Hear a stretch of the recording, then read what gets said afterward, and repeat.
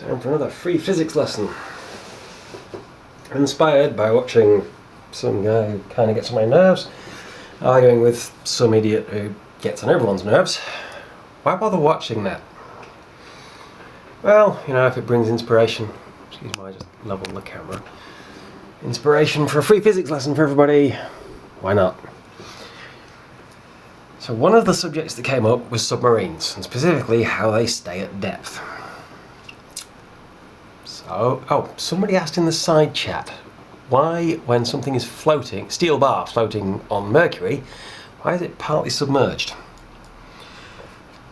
That may be a good place to start. So let us have, now I've got the ruler right next to me, I could be using that, but hey. Let's have 3 beakers, completely identical glass beakers. Drawn perfectly and in great detail by me. Each one contains an amount of water. That much. Now the water has a certain density. Let's call it pure water, and let's call it the arbitrary official density of pure water. Exactly 1 gram per cubic centimetre. And we have to have a gravitational field, because this wouldn't work without it. And we're going to go with the not particularly nice round number of 9.8 meters per second, or if you prefer 9.8 newtons per kilogram. Force per unit mass, and the newton is the force that accelerates 1 kilogram at 1 meter per second, so that force produces that acceleration. Whatever weight we have, total weight of glass and water, is going to be acting downwards on the whole system. Don't really care about that, we've got something on there, we've got a table under here holding it all up. Into this beaker I insert a steel cube. Get my cube, which looks something like that ish. Held above the water, and I drop it just a short distance. This here cube, of course, has its own weight. It has volume, it has density, it has mass, it's in a gravitational field, it has weight, pulling it down. And steel's around 8 grams per cubic centimetre. I really should have just called it 10. So we are going to get something like 78.4 newtons. Accelerating that steel cube downwards at 9.8 meters per second. Until it hits the water. When it hits the water, the condition changes slightly. Well, there's going to be a splash if I dropped it from too far up. Lower it gently into the water if you prefer.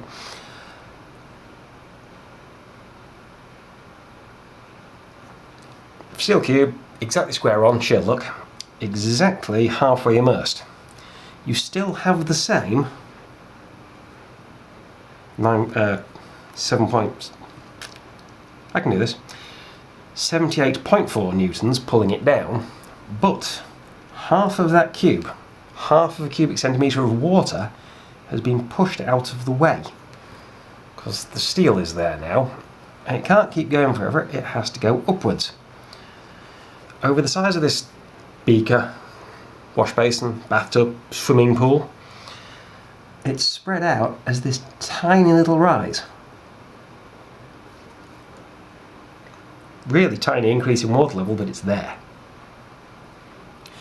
That means by lowering the steel into the water, you have raised water. Specifically, you have raised half a cubic centimetre of water by this stage, which has its weight, of course, pulling it down and resisting that raise, with a force of 4.9 newtons. So you still have 78.4 acting on the steel, but you now have 4.9 acting on the water and opposing that. If the steel go in, the water has to come up. Gravity is pulling the water down that hard. So you have a net force downwards of 73.5. Your steel is going to be accelerating downwards at a lower rate. You also have the water resisting motion. Eventually, that steel cube will hit the bottom. Its weight is now resting on the table. The table is supporting it and there.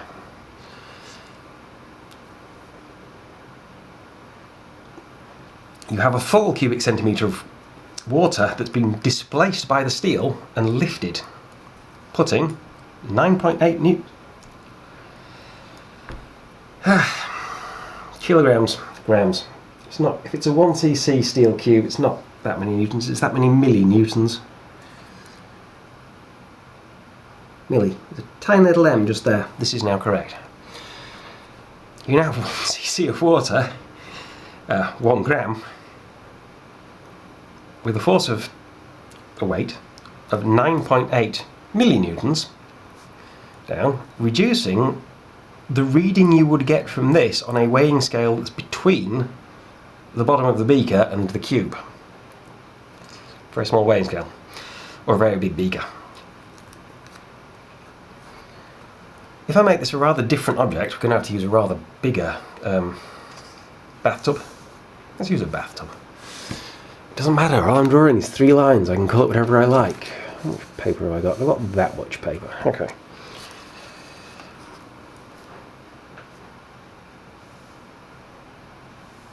Nice big beaker, the water level, and into this I put a steel cube that is hollow.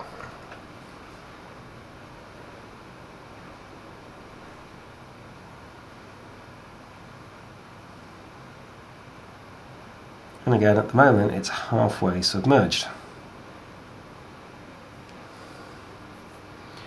If we call it 10 centimetres on the outside and 5 millimetres thick, we have a 9 centimetre cube of air inside it. Whatever gas was trapped in it when it was made. Factory air. We're ignoring air density for this. For now, I'll ignore air density. Keeps things simple. Just worry about the mass of the steel, which is 10 cubed. It's very easy to multiply by 10. You add an extra 0, so that's 10 cubed. Minus 9 cubed, which is 729.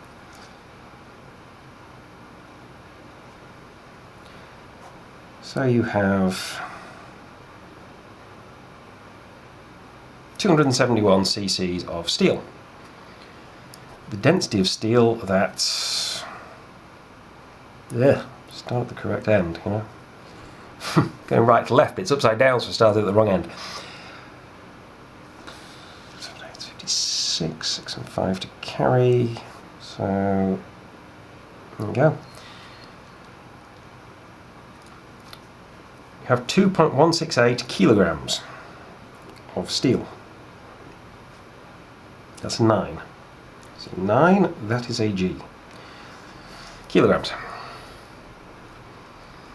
And that being a 10 centimetre cube, that is 1 litre. So it has displaced half a litre, which is half a kilogram of water. Even without multiplying by the 9.8, we can see it has displaced less than its own weight of water, so the net force is still downwards. It's going to sink. In fact, that is more mass than the total mass of water, the whole thing, the whole 10 centimetre cube, is going to displace when it's fully submerged. So that will still sink. But it will sink with a net force that is 1.168 times 9.8 rather than 7,000 times 9.8, which would be the net force on a solid steel cube the same size. Okay, so that one sinks. But if we put it, what if we put it in mercury, even with the solid one? Let's have a solid one as well. The exact same calculations. 1,000 minus 0 is 1,000. giving 8,000.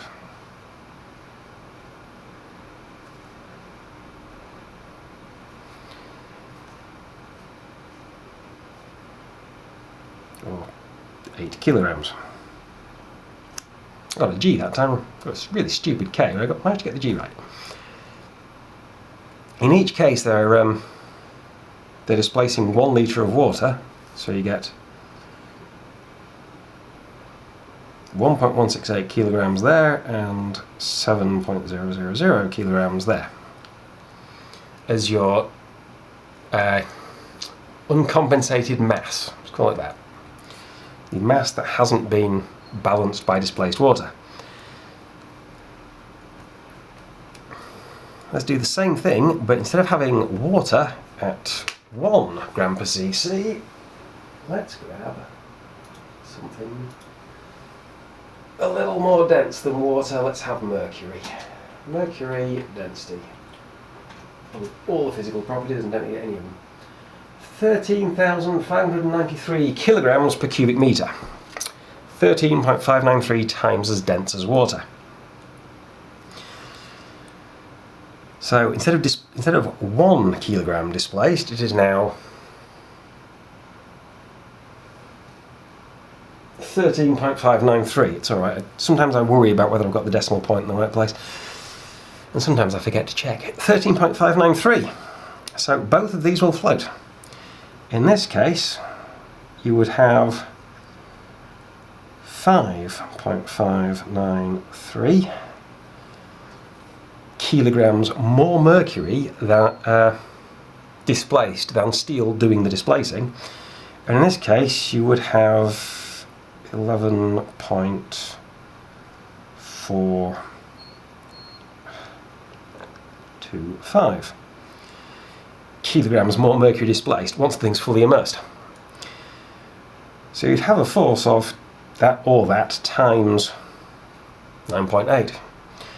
Pushing net force, pushing it upwards, which is the weight of the mercury that's been displaced, pushing down, minus the weight of the steel pushing down. That upward force, excuse me, creak, pop. On the solid one, that upward force is less than the actual weight of the cube itself. On the hollow one, it's several times it. So the solid cube will accelerate upwards at, what's that? 3/4 of a metre per second, slightly less. Quite slowly, but it will come to the surface. The hollow one will come hurtling upwards. Wait, 3/4 of a G.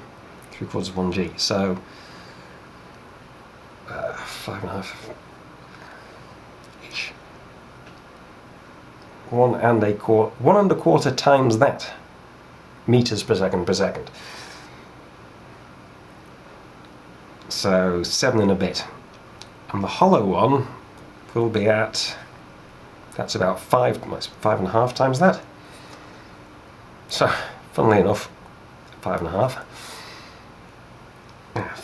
5.5 Gs, so most of 55 meters per second, hurtling upwards. It'll be hindered on its way by the density of the mercury, but it will be accelerating upwards, so it'll be rising quite fast.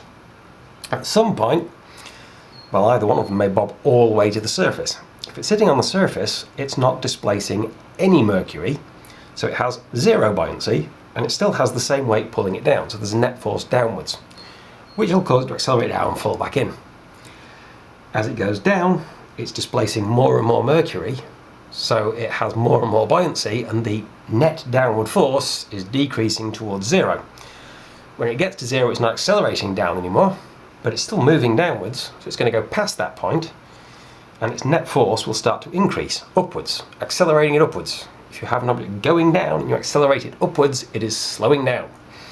It stops and then accelerates upwards, goes back past that point where the net force is zero, and the net force on it will then become a downward force again, accelerating it downwards, and it'll bob up and down. Mercury having viscosity, this is not a 100% efficient process, and it will get less and less, well, smaller and smaller movements, and eventually settle at a depth at which the volume down here, below the surface, which is the volume of mercury displaced, the volume of mercury displaced, which is equal to the volume of the object below the surface, has the same mass and therefore the same weight as the whole of the object. So in this case, with the solid one, it will be floating where 5.593 over 8 of it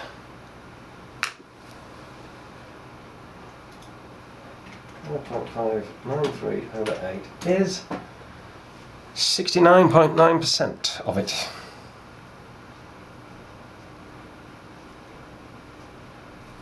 Is submerged, and in this case be floating,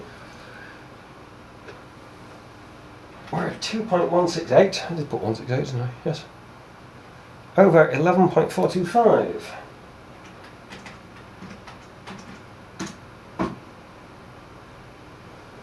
(19.0%) of it is submerged. The point at which it actually achieves neutral buoyancy, in effect, just the mass of the whole thing and the volume of the submerged part. One piece of scrap paper that can go in the bin. That was the easy part. Coming up next, we have variable buoyancy, variable volume. Starting with the scuba diver. Now, to represent the scuba diver, over here as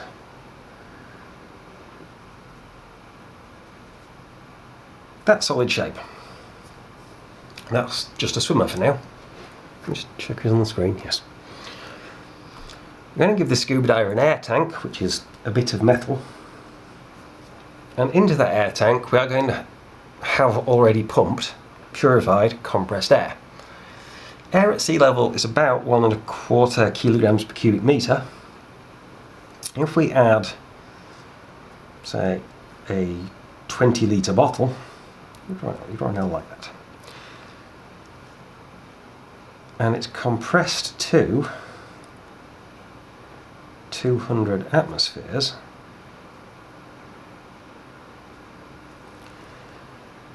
well, that's 4,000 litres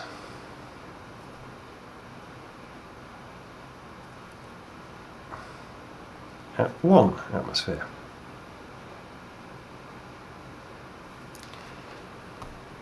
(4,000 litres, 4 cubic metres, so that's approximately 5 kilograms. Plus the weight of the bottle. You can tell if you go to a scuba centre. Pick up a load of those bottles carefully, gently put them back down. The empty ones weigh a whole lot less than the full ones because of the weight of the air in them. I'm going to put this steel bottle plus 5 kilos of air, plus the breathing gear, plus the harness, plus the belt, plus the flippers onto our diver. This is increasing the mass, and most of that is more dense than water. The average density is now quite a lot. If this guy jumps into the pool or the sea, he'll sink. Not like a rock, but he will sink. So we also have a thing called a BCD, Buoyancy Control Device, which goes on the scuba diver's body, which shall draw in phenomenal detail with magnificent pecs and a rib cage and 6-pack abs and hips and shoulder blades and rib cage and back and hips.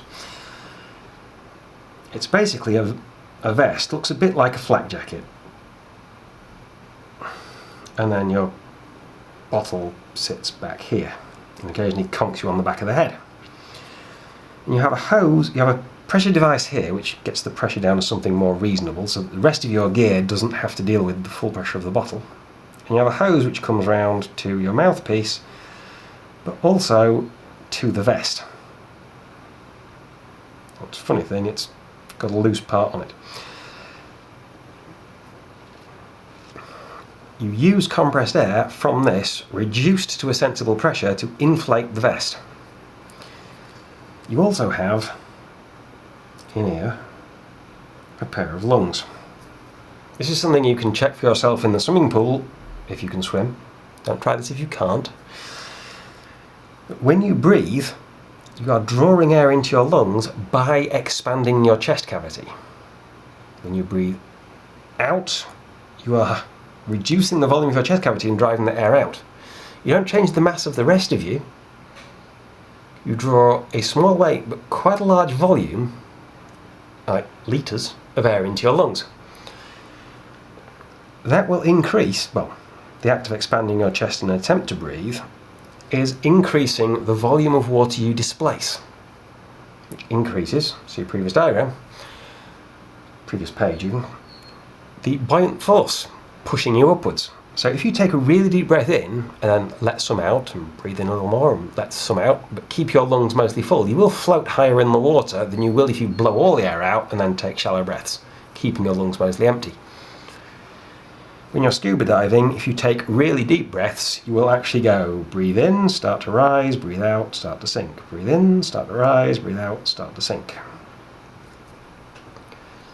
It's fine. You don't go that far. It's a few litres, it's only a few kilograms. There's about 100 kilograms of you in your kit. You're not going to accelerate upwards and downwards that hard. It's fine. But it does happen. You can control your depth to some extent just by breathing without bothering with this thing. As you dive, you have some air in there, so you get approximately neutral buoyancy. As you dive with this thing, as I said, it's like a flak jacket. It's just, it's an air bladder in a Kevlar vest, or a fabric canvas vest. When you dive into the water of this very deep swimming pool, you have 1 atmosphere of pressure up here.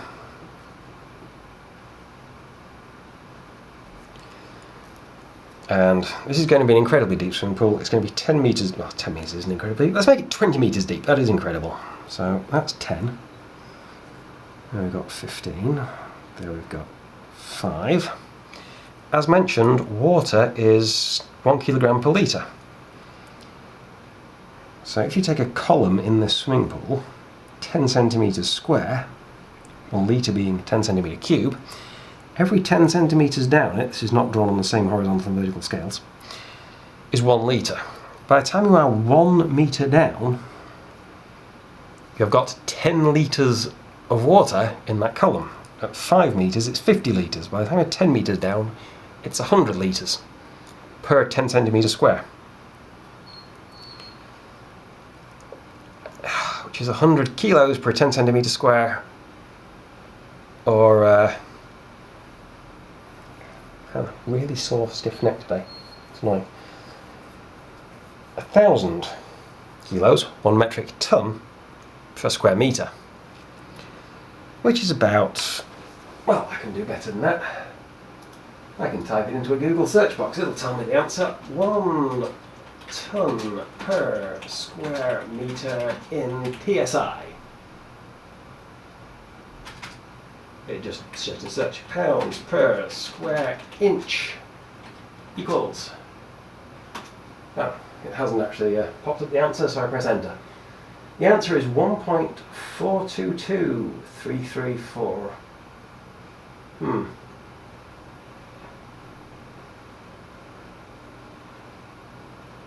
me get this right. Yeah, 1 cubic metre of water being 1 tonne. By the time you are 10 metres down, each square metre has 10 tonnes above it. So from that 1 tonne at 1.422, 10 tonnes is 14.22, which is very similar to 14.7 psi. So approximately 2 atmospheres of pressure. By the time you're down at the bottom at 20 metres, you'll be at 3 atmospheres of pressure. When you vented air into this vest, that air was at particular pressure, and you put a certain mass of air in. As we all know,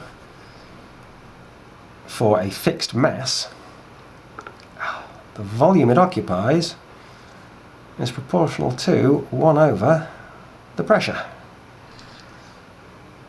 For a fixed pressure, the volume is proportional to the mass, and for a fixed, at a constant temperature, mind you, for a fixed volume, pressure is proportional to mass. Yeah. You'll increase pressure or volume or both with temperature as well, but we're assuming constant temperature. What this means is that whatever mass of air you've put in there that displaced, let's call it 5 litres to float you on the surface, you get down to you let some out, so you sink down to 1 metre. This is why you have a long flexible hose, so you can point it upwards to let air out of the end. Point it up here, and you go, press the button on the end, and you get bubbles coming out of it. You achieve neutral buoyancy at the surface with 5 litres of air at 1 atmosphere in this vest, and then swim down to 10 metres. When you get down to 10 metres, you're at 2 atmospheres, and your 5 litres of air have been compressed to 2.5 litres. You are now displacing 2.5 litres less than you were. You have to add more air to your vest to re-achieve neutral buoyancy. Get down to the bottom, your 5 litres will be down to 1 2/3 litres. 5 was a good number to choose. You'd have to add more air. If you're at neutral buoyancy 20 metres down, skimming along just above the tiles on the bottom of this pool, and you start to surface, the air in your vest and the air in your lungs are going to expand. As they do, you'll get more and more buoyant and you'll start surfacing faster and faster, so you have to vent air to avoid surfacing too fast. You also have to breathe out. This applies without the scuba kit if you're in a sunk boat. If you're in a boat that rolls over and sinks and you find yourself breathing from an air pocket, and you take a deep breath, dive out, crawl out through the hatch and surface, you better be blowing bubbles the whole way up, because if that air will have been compressed by the water in the boat. If you have an upturned boat down here with the water level there, this water pressure has pushed water into there and up this way, and the water pressure here is equal to the water pressure here, which means the air pressure here that you're breathing is equal to the water pressure there, 15 metres down. If you fill your lungs, taking that deep breath, you've got 20 litres of air in your lungs, they're absolutely at capacity, and you dive out through here, well, your lungs will have been squeezed a bit. They'll have been squeezed from 15 to 20, from 2.5 to 3 atmospheres, they'll be at 5/6 of capacity. Then you surface. As you come to here, they're back to full capacity. As you come to here, you've gone from 2.5 atmospheres to 2, so you're now at 5/4 of capacity, which is a big problem. You need to let out 5 litres of air as you go. Otherwise your lungs are going to pop. As you go from there to there, you're going from 2 to 1.5, which is 3/4 of 2, so 4/3. You need to let out more air. As you go from there to there, you're going to need to let out more air. And you can blow bubbles the whole way up here and arrive at the surface with your lungs full. Or you can hold your breath, have your lungs burst on the way up, and die horribly. Worth blowing bubbles. How long have I got? I am about to run out of time on this video, so I shall stop this here and start another.